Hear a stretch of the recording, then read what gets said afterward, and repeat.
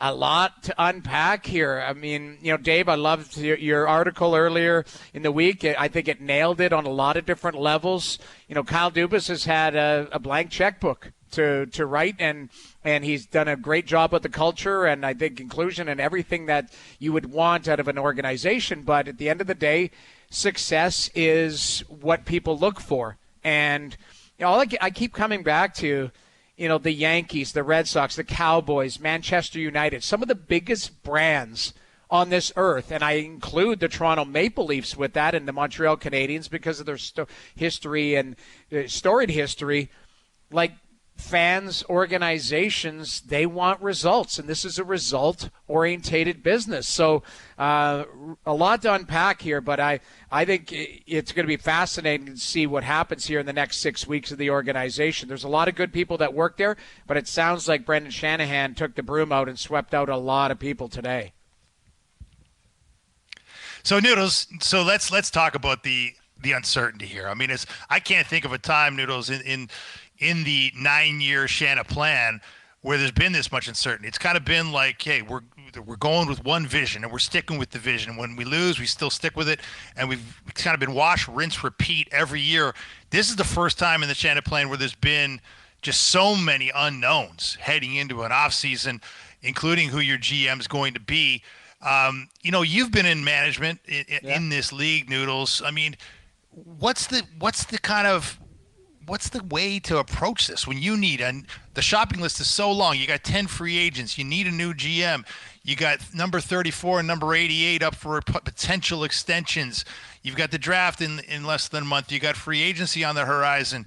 I mean, how do you even unpack all this and even sort of set your shopping list if you happen to be a man named Brendan Shanahan? Well, first and foremost, you are lucky that you do have the biggest staff in all of pro sports. And I know some people were let go today, but they still have a giant scouting staff. They still have AGMs in place. People that could, right now, and Brandon Pridham's name has been out there as potential GMs in other situations. So you do have people in-house that could still help with the day-to-day right now. And what I mean by the day-to-day right now is for the next week or two until you identify and sort out who the person who's going to drive the bus moving forward. Now, it might be somebody internal that they already have in mind, or it might be somebody external that is either under contract with another team or, is kind of waiting in the wings. So to be interesting, but if you're Brendan Shanahan, you're right. There's a lot of people calling you. And I wouldn't be shocked if Auston Matthews' representation called and said, what is the plan? What is the vision? Now, that can be dealt with a month from now. Now, you don't just say, I still believe a framework of a contract and all of that, but it takes a little time to sort that out.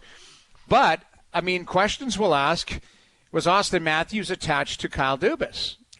Was that was there a friendship and alliance there, all of that? Now, Auston Matthews has to play the game, and that's his job, but, he probably is going to want to have a relationship or at least have faith in the vision of the new manager or faith in what Brendan Shanahan tells him before he signs an extension. So, yes, there's a lot of question marks, but I don't know, and I heard you guys talking before I came on, I don't know if it's just a situation where it just all pivoted Monday afternoon after Kyle's press conference. Yeah. I would think they would have to have, like all good organizations, and believe me, the Toronto Maple Leafs are a good organization, they have to have multiple plans in place, not just one, hey, we've got all our eggs in this basket and it's this or bust. For me, it's if this doesn't work out, then we have to pivot here, and we're looking at this person, and this person potentially his deal's coming up. So I think there's a lot of different plans. So if plan A was to keep Kyle Dubas and sort things out,